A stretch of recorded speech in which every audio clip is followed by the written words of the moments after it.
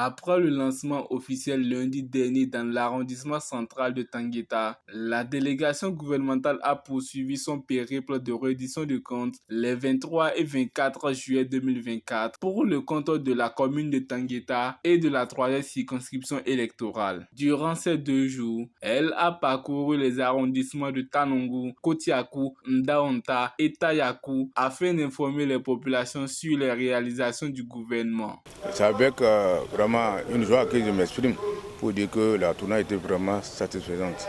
Parce que on a gardé beaucoup d'impressions, on a tiré assez de leçons, suffisamment de leçons par rapport à cette tournée pour savoir que les gens ignoraient beaucoup de choses en ce qui concerne les actions du gouvernement.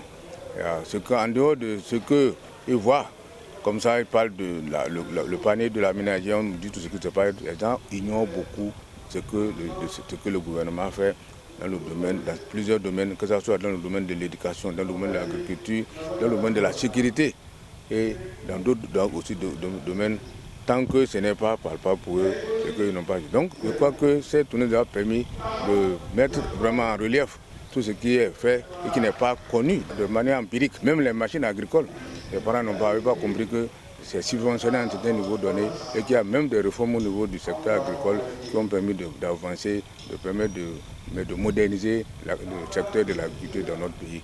Après avoir écouté les présentations de la délégation, les populations ont exprimé leur satisfaction tout en faisant quelques doléances. Nous étions toujours dans l'attente de beaucoup de choses depuis que des campagnes et des politiques se succèdent.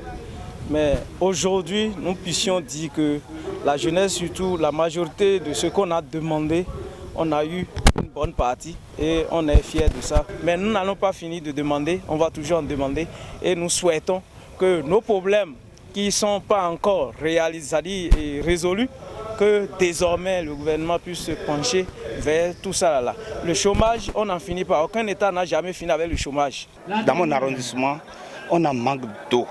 Sincèrement, ça nous fait un problème très grave. Après ça, je ne vais pas dire concernant des enseignants que c'est déjà au plein. Ce n'est pas au plein. On a encore un manque d'enseignants. Nous voulons réellement qu'on nous augmente encore des enseignants. Et ils ont annulé notre centre, le centre d'examen de Kotiakou, ils ont annulé.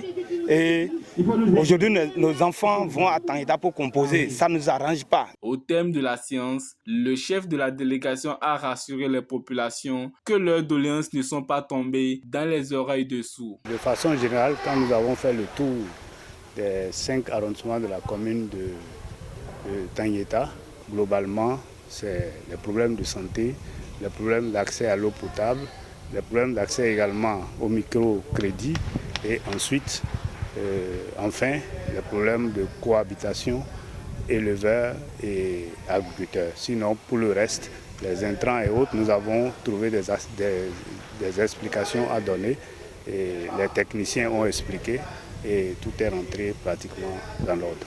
Nous allons rendre compte au gouvernement et c'est au gouvernement de prendre des dispositions avec par exemple l'agence de l'eau qui doit lancer certains travaux pour pouvoir satisfaire aux besoins des populations. Dans l'arrondissement de Tanongo, les populations ont évoqué l'état défectueux du centre de santé. La délégation a donc fait un tour pour toucher la réalité du bout des doigts.